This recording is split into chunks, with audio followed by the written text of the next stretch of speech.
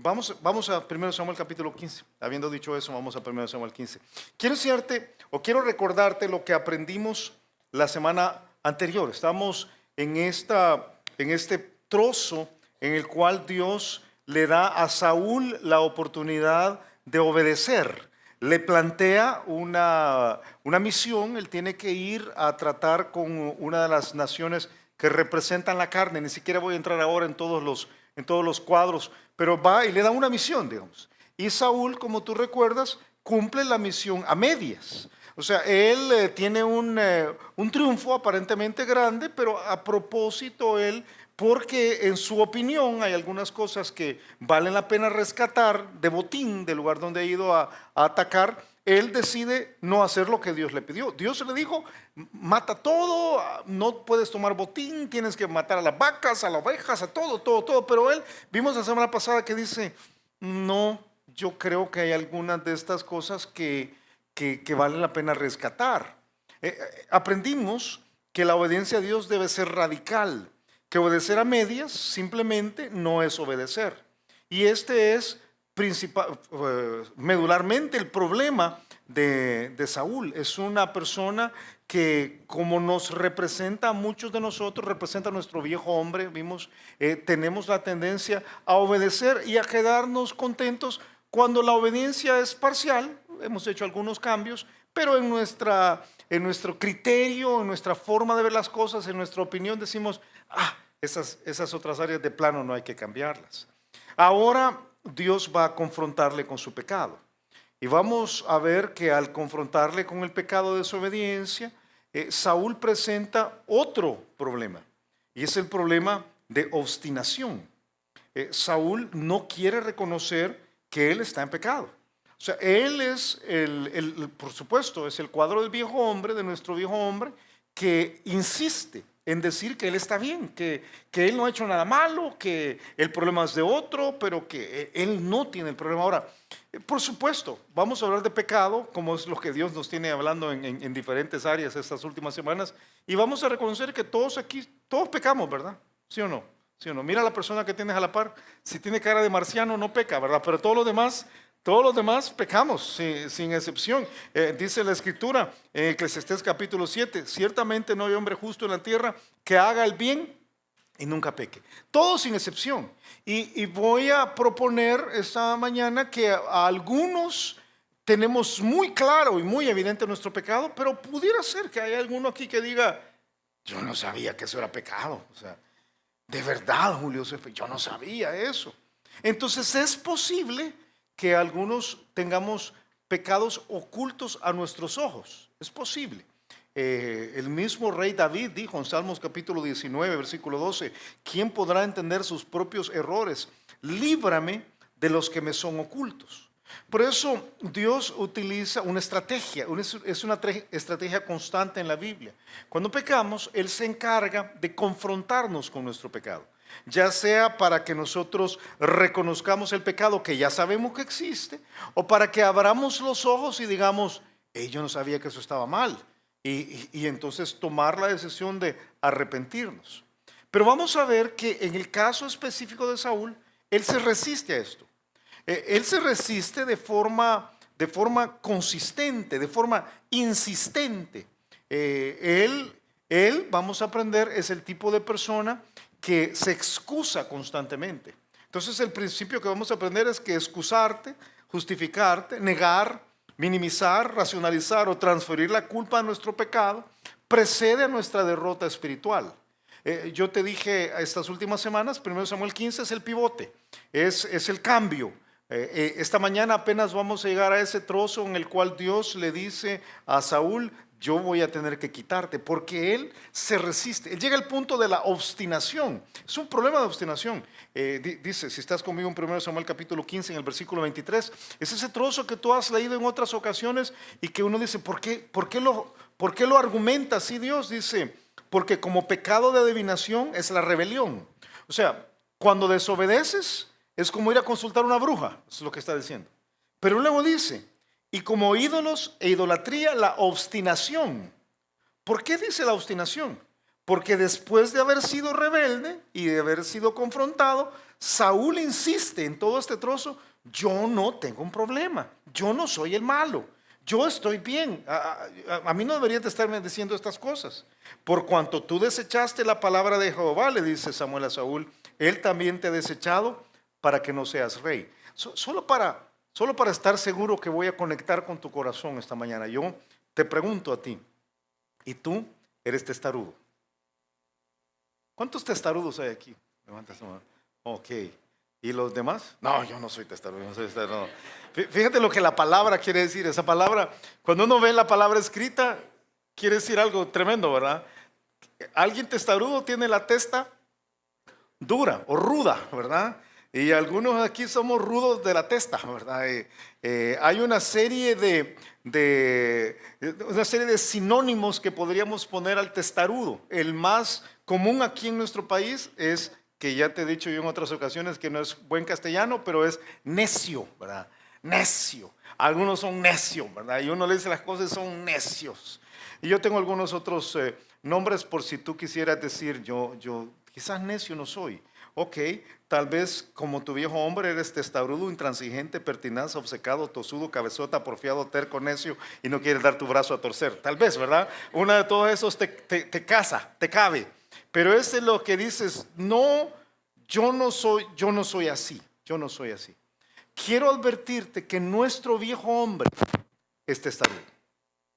El viejo hombre de todos los que estamos acá tiene la tendencia a excusarse y justificarse. Y es lo clásico. Lo clásico es decir, la culpa no es mía. Este es Saúl. Ahora, antes de entrar a la conversación entre Samuel y Saúl, yo quiero advertirte de lo que causa nuestro pecado en Dios. ¿Por qué? Porque como acabamos de hacer el ejercicio que acabamos de hacer, ¿verdad? ¿Todos somos pecadores? Sí, todos somos pecadores. ¿Todos somos malos? Sí, todos. Y casi que hemos llegado al extremo de pensar que eso es como la forma normal de la vida. Pero la Biblia nos advierte, y este pasaje nos lo recuerda, que a Dios le turba nuestro pecado. A Dios le molesta nuestro pecado, le duele nuestro pecado. Quizás por ahí debería comenzar, recordando que a Dios le duele nuestra desobediencia, que lo que pasó en los versículos anteriores, en este mismo capítulo, es algo que no dejó a Dios desprovisto de emociones. Que cuando tú y yo hablamos de nuestro pecado, ya sea una desobediencia flagrante, como el caso de Saúl, o ya sea la tendencia de tu propia naturaleza, ¿verdad? Que haces algo a lo cual estás habituado a hacer, Dios se duele. A Dios le molesta. Yo quiero que entiendas que al hablar de nuestras faltas y pecados, pasamos a menudo por alto el efecto que estos tienen en Dios, y debemos tenerlo claro. A Dios le duele y le molesta el pecado. Eso es lo que le dice Dios a Samuel. Le dice versículo 10: vino palabra de Jehová. Versículo 9 es el pasaje que ha dicho: ellos se trajeron de regreso unas vacas, se trajeron de regreso unas ovejas, no mataron a Agag. Y entonces dice versículo 10: vino palabra de Jehová a Samuel diciendo: me pesa haber puesto por rey a Saúl, porque se ha vuelto de en pos de mí y no ha cumplido mis palabras. Y dice que se apesadumbró Samuel y clamó a Jehová toda aquella noche. Este puente, esta transición entre lo que Saúl hizo la semana pasada y la conversación que va a tener con Samuel, creo que es importante.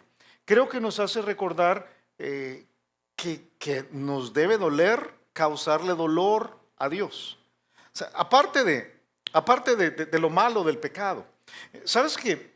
Algunos de nosotros creemos que Dios es, y te lo he dicho en otras ocasiones, creemos que Dios es maduro, ¿verdad?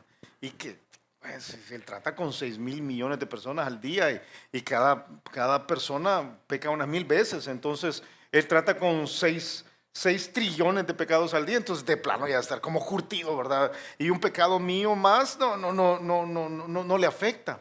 Pero no te equivoques.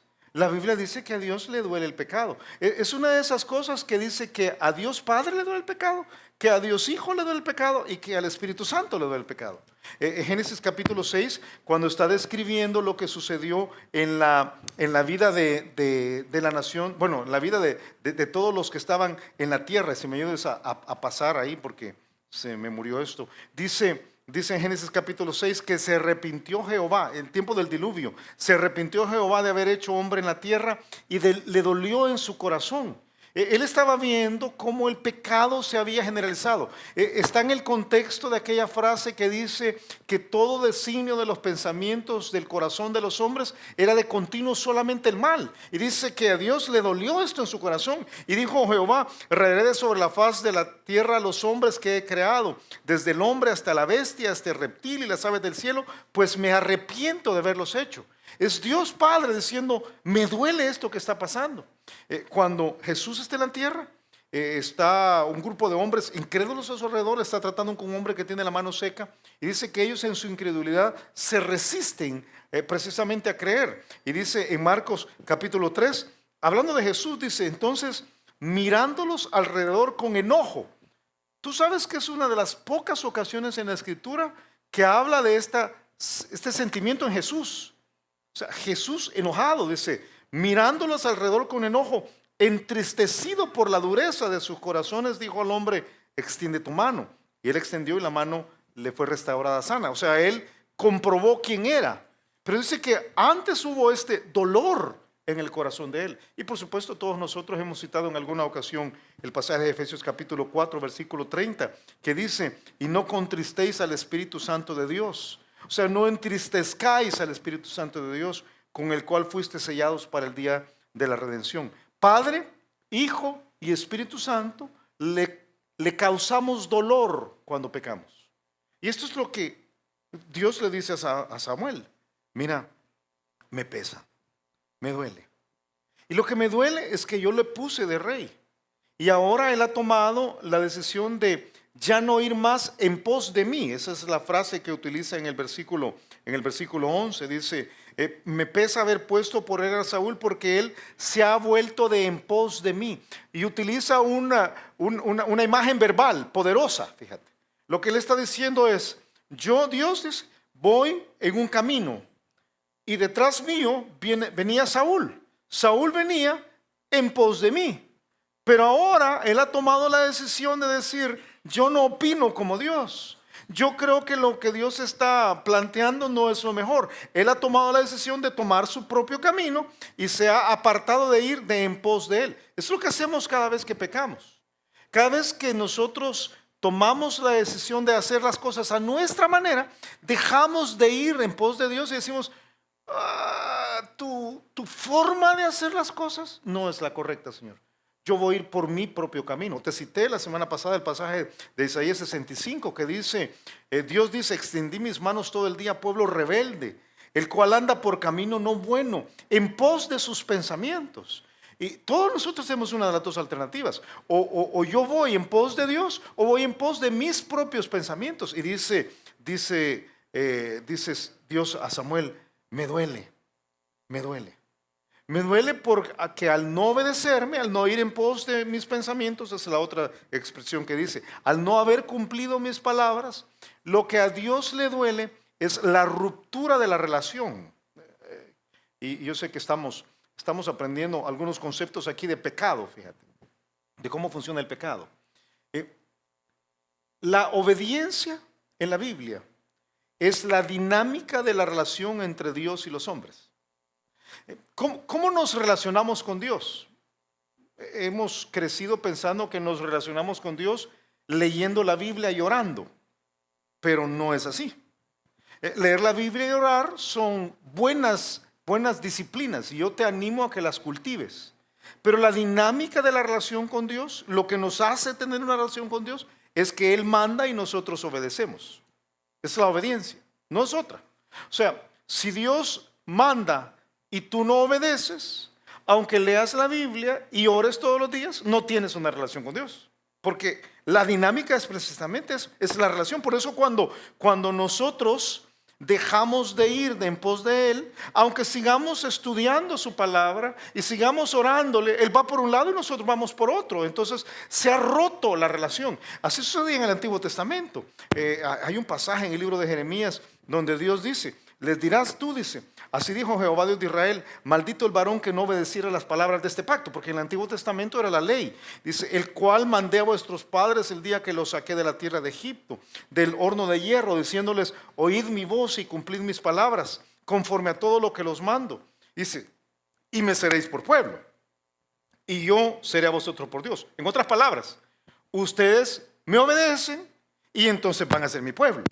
Si ustedes no me obedecen, no son mi pueblo.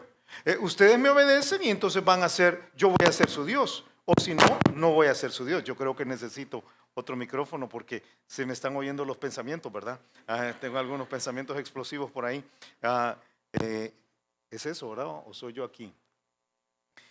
Entonces, la pregunta aquí es, ¿se puede desligar la obediencia de la relación con Dios? Y la respuesta es no. En el Nuevo Testamento tampoco. Jesús está un día con sus discípulos y se le acercan algunos de los discípulos y le dicen, mira, allá afuera están tu mamá y tus hermanos. ¿Y te acuerdas lo que él contesta? Lo que contesta es tremendo. Dice, él entonces respondiendo les dijo, mi madre y mis hermanos son los que me obedecen. O sea, ¿cuál es la relación conmigo? Mi madre y mis hermanos son los que ven la palabra de Dios y la hacen. O sea, no obedecer, en otras palabras, causa dolor en Dios porque se rompe la relación. Eso es lo que va a tratar de reparar Dios. Es cuando Él te confronta con el pecado, es precisamente para eso. Él quiere restablecer la relación contigo. No es que, ay, Dios se ofende, ¿verdad? No, Dios te ama. Mira, Dios te ama, Dios me ama. Y Él quiere la relación con nosotros. Y cuando la rompemos, a Él le duele que se rompe la relación. Por eso dice, me pesa, me duele. Yo no sé cuál es tu concepto de Dios. El concepto de Dios es que Dios es la energía infinita, ¿verdad? Lo inmortal de lo etéreo, ¿verdad? Y así como, Dios. Algunos creen que Dios es como un tótem. Yo te lo he dicho en otras ocasiones, ¿verdad? Que fíjate, Señor, que pequé. Sí, Señor, te pido perdón. Como que Él no es así. Dios no es la energía que nos siente, ni es un tótem, ni tampoco es un Señor bravo como Júpiter, ¿verdad? O Zeus. No, Dios te ama y a Él le duele. Por eso manda a los Samueles de la vida para confrontarnos y decir, tenemos un problema. Hay un problema, hay un problema. ¿Es este micrófono? Gracias. Gracias. ¿Qué hace Dios? Dios manda a un Samuel para hablarnos. ¿Qué hace Saúl? Saúl hace lo que muchos de nosotros tendemos a hacer. La salida es defendernos. Y es lo que hace. Mira, versículo 12. Madrugó luego Samuel para ir a encontrar a Saúl por la mañana. Era salvadoreño Samuel, ¿verdad? Se levantó tempranito. Dijo, ya sé, lo voy a ir a agarrar. Y dice el versículo 12. Y fue dado aviso a Samuel diciendo, Saúl ha venido a Carmel. Y he aquí se levantó un monumento. Y dio la vuelta y pasó delante y descendió a Gilgal. Vino pues Samuel a Saúl y Saúl le dijo, bendito seas tú de Jehová. Yo he cumplido la palabra de Jehová. Samuel entonces dijo, pues qué balido de ovejas y bramido de vacas es este que yo oigo con mis oídos. Y Saúl respondió, de Amalec los han traído, porque el pueblo perdonó lo mejor de las ovejas y de las vacas para sacrificarlas a Jehová tu Dios, pero lo demás lo destruimos. Yo quiero que notes algo aquí. Saúl va a hacer lo que todos nosotros tendemos a hacer. Él va a defendernos. Defenderse. Porque yo creo que Saúl es como muchos creyentes ahora. Él quiere poner la apariencia de que todo está bien. Ese es uno de los males de los cristianos ahora. El mal del cristiano en nuestros días son las apariencias. O sea, ¿cómo estás? Bien, bien, tranquilo. ¿Y en la casa? Todo bien. ¿Y con el Señor? Bien, bien, bien. ¿Y con los hijos? Bien, bien. ¿Y espiritualmente? Bien, bien, bien. Pero no estás bien. Pero quieres dar la impresión que todo está bien. De hecho, lo que él va a hacer, ¿verdad? Es que él va a insistir. Toda la conversación que viene es la insistencia de que él está bien. Y mientras insistamos que todo está bien, todo terminará mal. Eso es lo que pasa. Hay un momentito donde cuando hablamos de nuestro pecado, tenemos que recordar el principio que aparece un principio que aparece en Job capítulo 33. Job 33, 27 dice que Dios mira sobre los hombres y al que dijere, pequé y pervertí lo recto y no me ha aprovechado. O sea, la clave no es decir solamente yo pequé, es decir, pequé y me fue mal. Si tú me decís, sí, fíjate Julio que yo el fin de semana, mira, pequé tremendo, pero vieras qué chivo estuvo esto, ¿verdad? Fue calidad, y ahora quisiera regresar a eso. No, es el que dice, yo me metí en un lío y esto no ha funcionado. O sea, esto es terrible. Al estar enseñando sobre esto, recordé a un joven hace muchos años, cuando yo pastoreaba jóvenes en el Antiguo Testamento, que este joven viene y me dice, Julio, ando mal, ando muy mal. Y entonces me cuenta un rollazo, ¿verdad? De esos terribles de la vida. Muchacho de 18 años estaba viviendo con una mujer mayor, y entonces le digo, ¿y qué vas a hacer? Nada, me dijo, solo quería que supieras. Pero después de eso he vivido un montón que tienen la misma actitud. O sea, yo reconozco mi pecado, pero no llego a la conclusión de decir, hey, esto no me fue bien. La clave es decir, pequé y pervertí lo recto y no me he aprovechado. Cuando es así, Dios redimirá su alma para que no pase al sepulcro y su vida se verá en luz. Esto es lo que pudo haber hecho Saúl. Saúl pudo haber dicho, sí, yo pequé y pervertí lo recto y no funcionó. Pero él va a insistir en guardar las apariencias y en decir, todo está bien. No sé si leíste, pero él va a Carmel.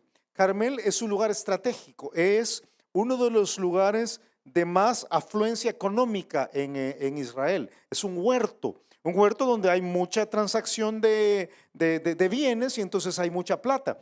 ¿Tú conoces a alguien que vive ahí o que vivió ahí? Nabal y Abigail eran de Carmel. Nabal es aquel hombre que la Biblia le llama tonto. Bueno, ese es su nombre, quiere decir tonto, y que Dios termina matándole. ¿Recuerdas esa historia? Y dice que él tenía muchísima plata. Pero entonces viene Saúl y dice, yo voy a levantarme un monumento ahí en ese lugar estratégico, porque yo quiero que la gente de influencia, Carmel era altos de la cima, de la cumbre, de los bosques, de los pinos, ¿verdad? Dos, o sea, era así como el lugar de mucha plata, ¿verdad? Entonces yo quiero que esta gente vea cómo yo he ganado. Entonces dice que él va y se hace un monumento. Él se hace un monumento. Y luego la Biblia todavía ocupa una línea ahí para decir la ruta que él siguió.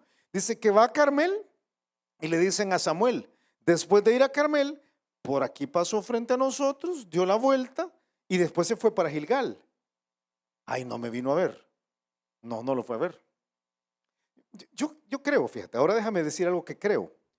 Yo creo que Saúl todo el tiempo sabía de su pecado. O sea, él va a insistir, pero él sabía lo que había hecho, porque no le da la cara a aquel que lo mandó en misión. O sea, lo más lógico era regresar donde Samuel, que era quien le había dado la misión, para decir, ya vine, ya cumplí. Pero no, él a propósito pasa por ahí y no lo encuentra.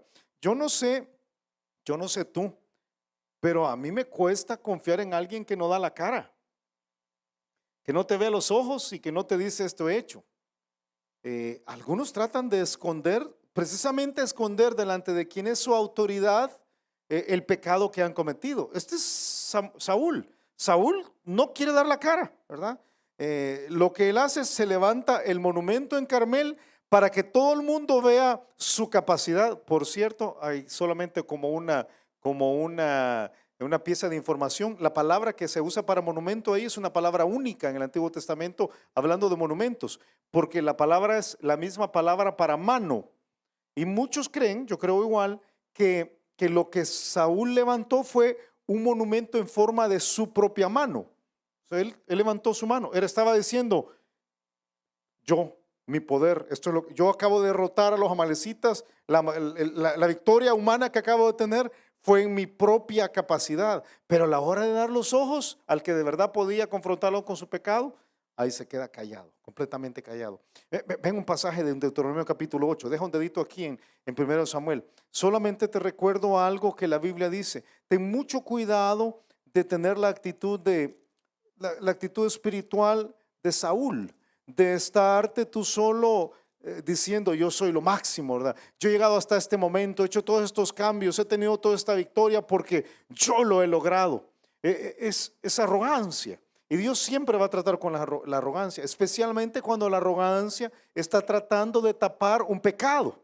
Deuteronomio capítulo 8 dice, versículo 11, cuídate de no olvidarte de Jehová tu Dios para cumplir sus mandamientos, sus decretos y sus estatutos que yo te ordeno hoy. No suceda que comas y te sacies, edifique buenas casas en que habites y tus vacas y tus ovejas se aumenten y la plata y el oro se te multipliquen y todo lo que tuvieras se aumente. O sea, una victoria, ¿verdad? Y se enorgullezca tu corazón y te olvides de Jehová tu Dios que te sacó de tierra de Egipto, de casa de servidumbre, que te hizo caminar por un desierto grande y espantoso, lleno de serpientes ardientes y de escorpiones y de sed donde no había agua. Vas a ver que en unos momentos Dios le va a decir, acuérdate por dónde te trajo Dios a Saúl. Y él te sacó agua de la roca del pedernal, que te sustentó con maná en el desierto, comida que tus padres no habían conocido, afligiéndote y probándote para la postre hacerte bien. Y digas en tu corazón, mi poder y la fuerza de mi mano, la misma expresión, la fuerza de mi mano me han traído esta riqueza.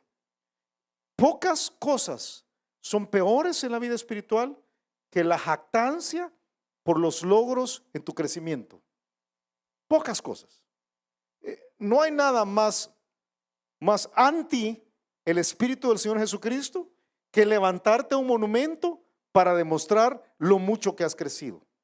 Eso es terrible. Dice la Biblia en Proverbios capítulo 20 que muchos hombres proclaman cada uno su propia bondad.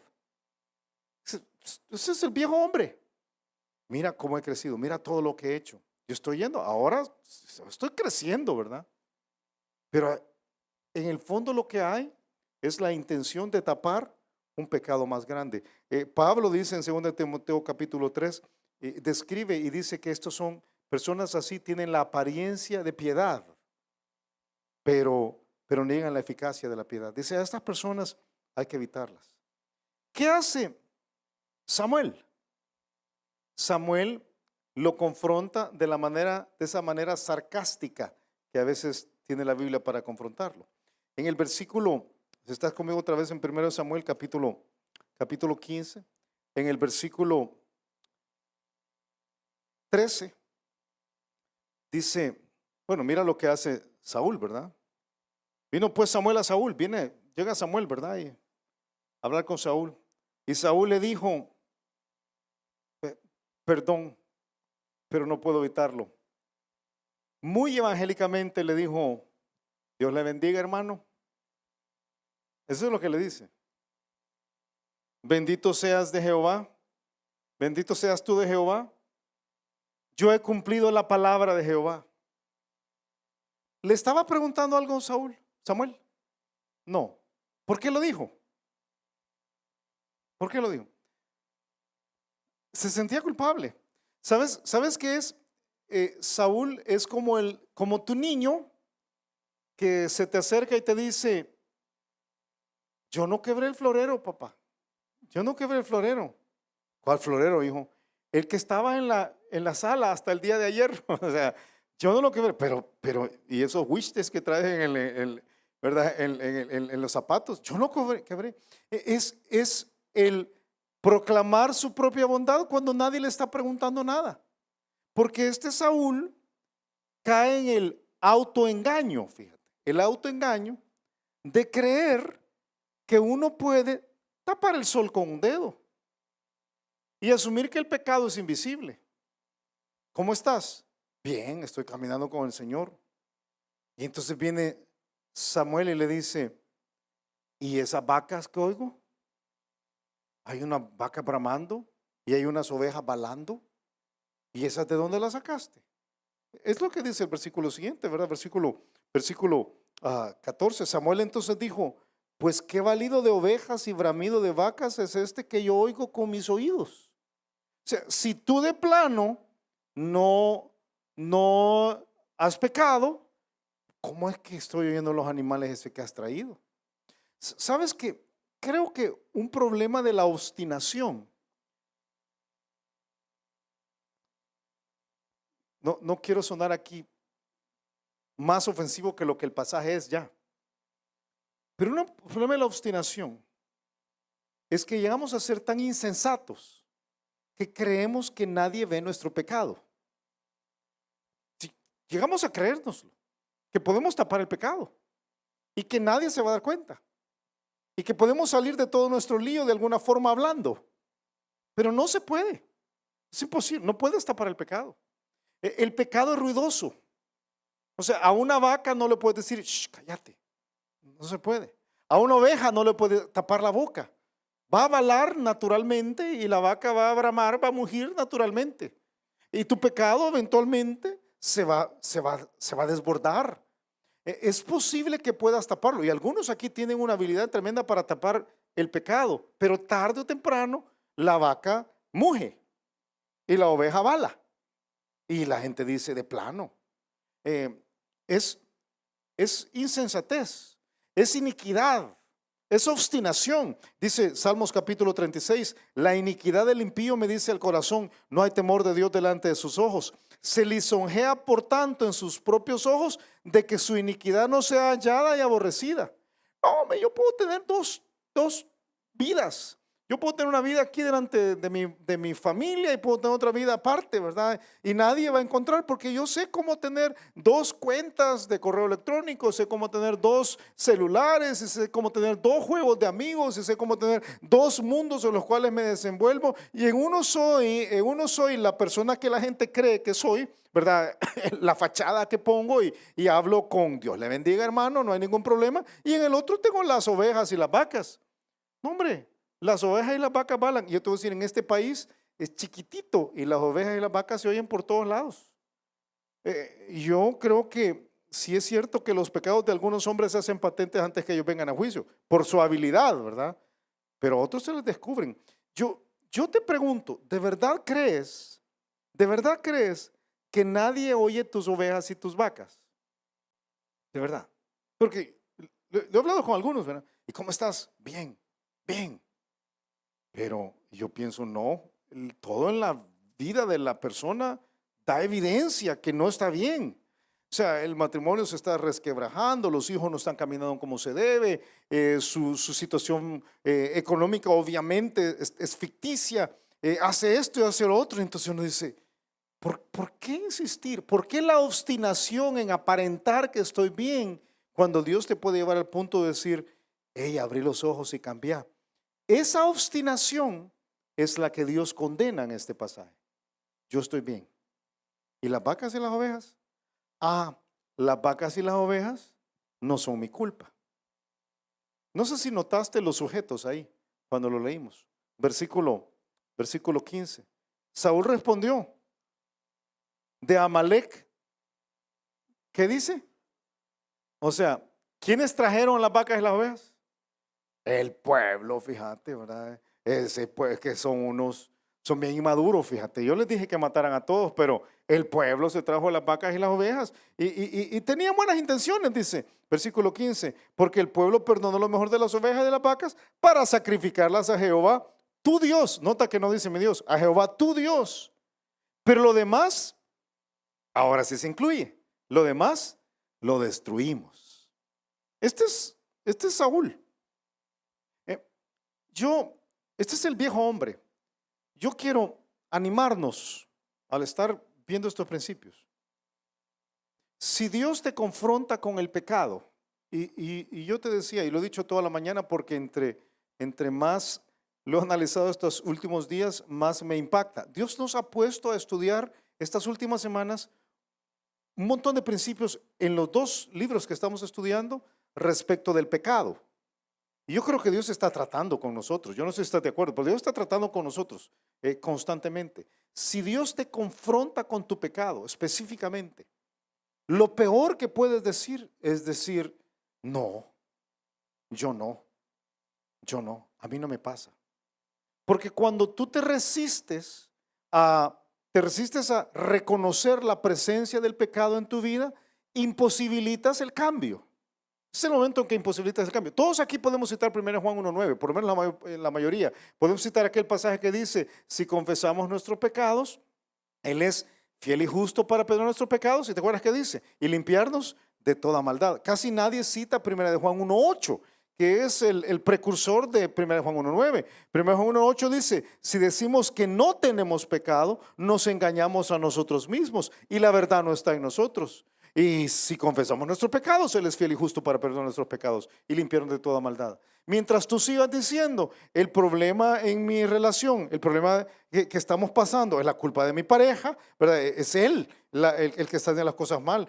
Sí, Julio, yo sé que he comenzado una relación con otra persona, pero usted debería entender lo que pasa en mi casa. En mi casa no me atienden, entonces ella tiene la culpa. O sí, yo fui rebelde con mis papás, pero tú tendrías que entender lo que hicieron mis papás. Son mis papás los malos en esta situación.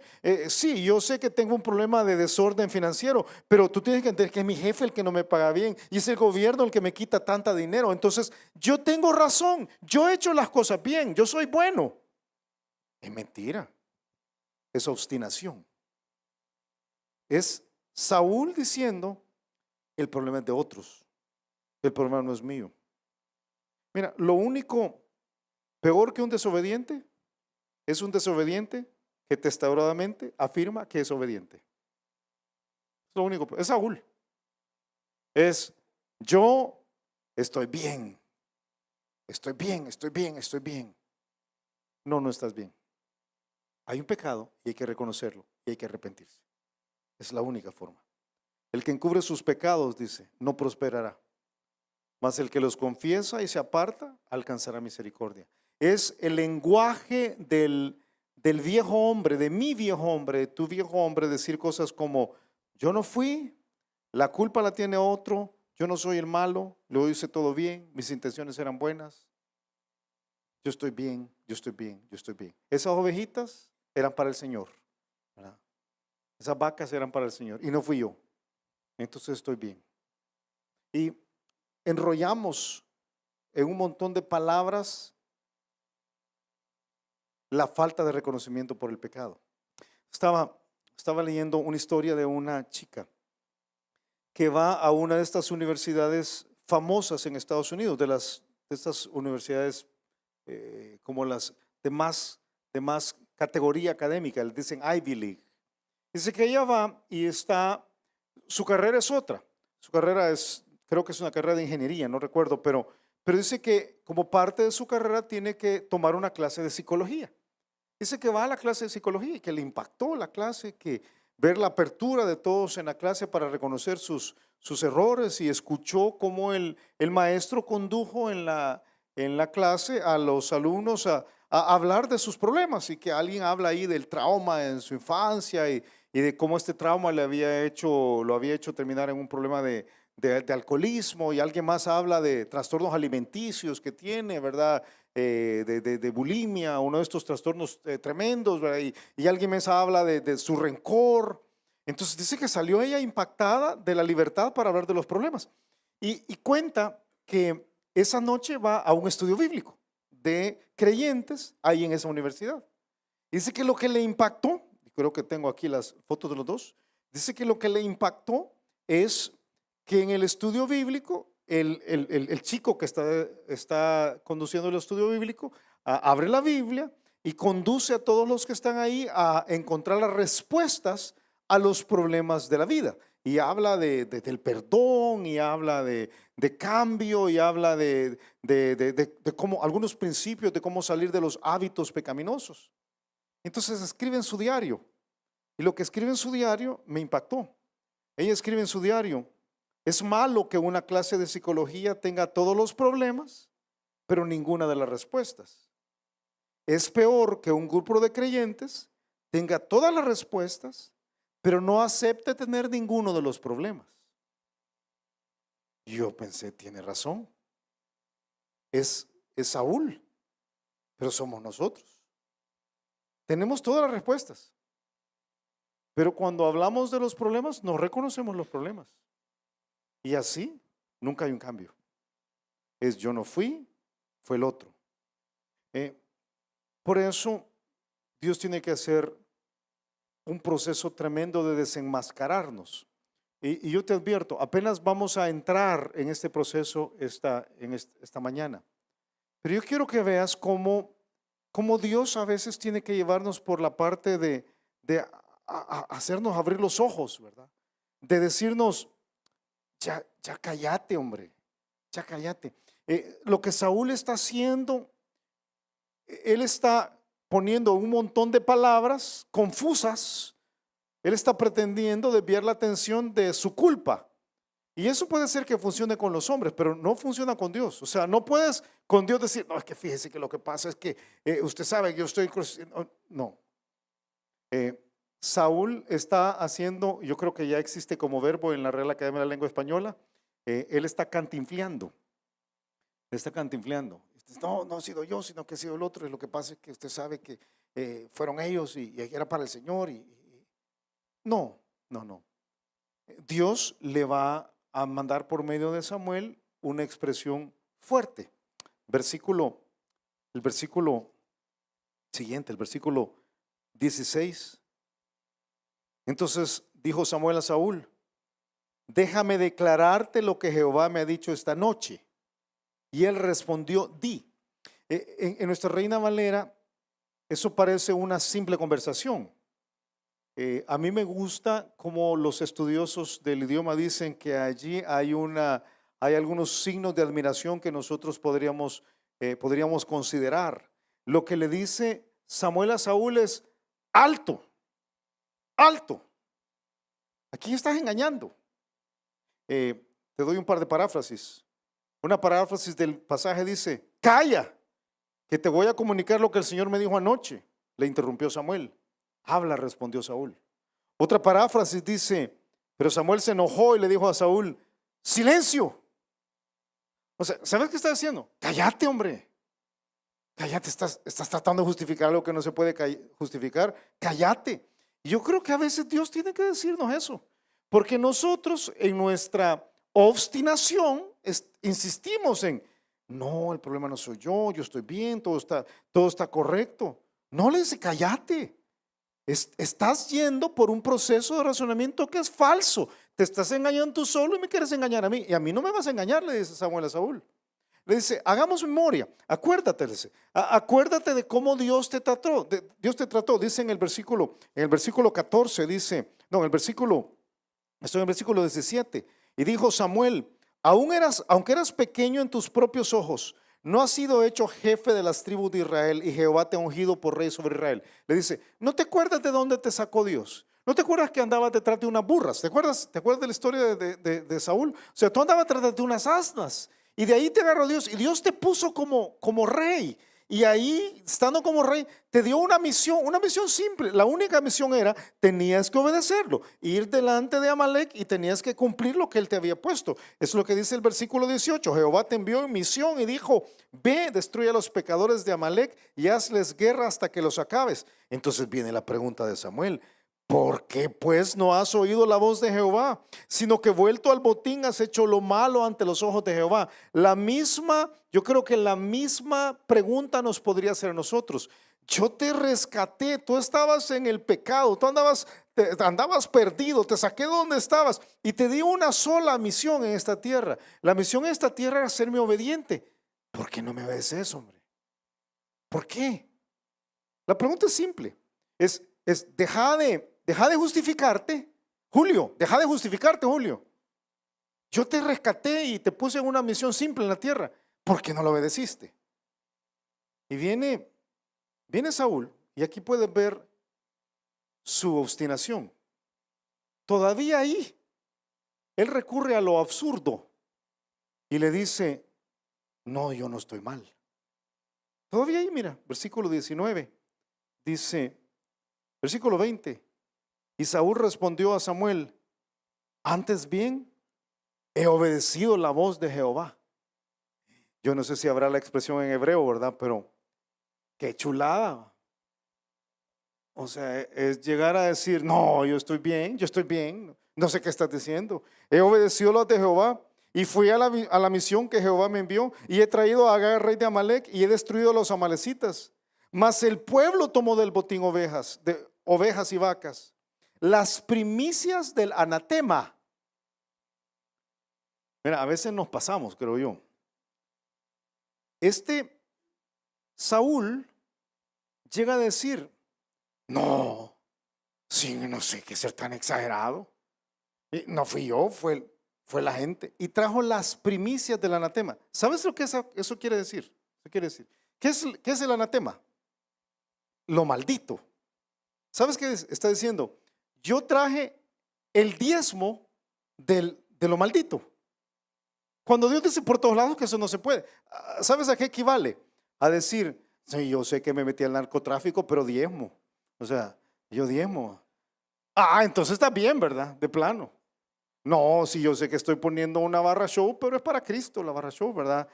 No, ¿cómo va a querer, hermano, de qué está hablando ustedes? Es una tontería. Pero ese es, fíjate, a ese extremo llega una persona que quiere justificarse. A decir, hey, yo traje las primicias del anatema. La única vez que se usa la expresión en la Biblia. Dice Proverbios capítulo 15, que la lengua de los sabios adornará la sabiduría, mas la boca de los necios hablará. Pero eso decimos a veces, hermanos. Llegamos al extremo de tratar de justificar nuestra posición diciendo una sandez. Y ahora lo digo con mucha libertad porque está en la Biblia. Decimos una sandez. Y Dios tiene que decir, mira, vos sí que sí, ¿verdad? Si sos un testarudo y no entendés que tu pecado de desobediencia es grave, pero obstinarte en tu desobediencia es aún peor. Solamente te voy a leer los pasajes que nos van a introducir la próxima semana. Pero Dios le dice a Saúl, por medio de Samuel, ¿tú crees que yo necesito animales? Tú no me conoces, ¿verdad? ¿Tú de verdad crees que lo que yo voy detrás es de que me traigan una ofrenda? ¿No me conoces? A mí no me interesa la ofrenda. Y Samuel es él el defensor del sistema levítico. No quiere decir que está desvirtuando la ley. Está diciendo, el corazón detrás de todo es la obediencia. De nada sirve que sirvas y des y hables y hagas lo que sea si en tu corazón no hay obediencia. El versículo siguiente, el versículo 21 dice, versículo 22 dice, y Samuel dijo, se complace Jehová tanto en los holocaustos y víctimas como en que se obedezca las palabras de Jehová. Ciertamente el obedecer es mejor que los sacrificios y el prestar atención que la grosura de los carneros. La otra semana vamos a ver en detalle qué quiere decir eso. Pero el versículo siguiente dice, versículo 23, porque como pecado de adivinación es la rebelión. O sea, tú te rebelaste a lo que yo te dije. Eso es como haber ido a consultar a una bruja. Pero ahora, con todo lo que te estoy diciendo, te obstinas. Y como ídolos e idolatría, la obstinación. Por cuanto tú desechaste la palabra de Jehová, Él también te ha desechado para que no seas rey. La rebelión es como adivinación, la obstinación es como idolatría. ¿Qué es lo peor que podemos hacer si Dios nos está confrontando? Es decir, yo no fui. El problema no es mío, ese no es mi pecado, los demás tienen la culpa. Porque a tu pecado le añades la obstinación. Y según este pasaje, es como que a tu adivinación le añadieras idolatría. La otra semana yo voy a llevarte algunos pasajes, pero quizás abra con este pensamiento. Fue Warren Wiersbe, uno de mis autores favoritos, que dijo, conocer la voluntad de Dios y deliberadamente desobedecerla es ponernos por encima de Dios y por lo tanto convertirnos en nuestro propio Dios, minúscula. Por eso es idolatría. Esta es la forma más vil de idolatría. Yo quiero animarnos. Dios nos tiene, a Vida Nueva nos tiene un proceso de aprender sobre el pecado. Que no seamos desechados. Porque eso es lo que pasa ahí. Él es desechado. Julio, ¿y Dios puede desechar a uno? Claro, la otra semana vamos a verlo. Dios puede a algunos creyentes ponerlos así, por apartecito, ya no te voy a usar. Y es porque en el pecado que todos tenemos, yo también, podemos insistir y decir, no, la culpa no es mía, la culpa no es mía, yo estoy bien, yo estoy bien, yo estoy bien. Mire hermano, yo estoy todo bien, aquí todo está bien. No me pregunte nada malo porque yo todo estoy bien. Es la pura apariencia. Excusarse, como te decía hace un rato, excusarse, justificarse, negar, minimizar o racionalizar o transferir la culpa de nuestro pecado, precede siempre a nuestra derrota espiritual. Esto no pasó ahora, ¿verdad? Excusarse, justificarse, negar, minimizar, racionalizar o transferir la culpa de nuestro pecado siempre antecede la derrota. Yo te pido que no te pase, que no te pase. Lo que viene la otra semana es triste, bien triste. Es ver a un hombre llorar y decir, yo no quisiera ser sacado del plan de Dios, pero aunque ya me sacaron, no le digan a nadie porque me quiero ver bien. Espantoso. Vamos a orar. Te pido que agaches tu cabeza, cierres tus ojos. César nos va a despedir. Deja que Él te lleve por el proceso de tu toma de decisiones. Señor, queremos agradecerte por tu palabra. Gracias una vez más, Señor, por tu fidelidad, por tu bondad, por tu misericordia, porque nos confrontas con nuestra realidad, porque hablas directo, Señor, a nuestra mente y a nuestro corazón. Si Dios te ha hablado a ti en esta mañana,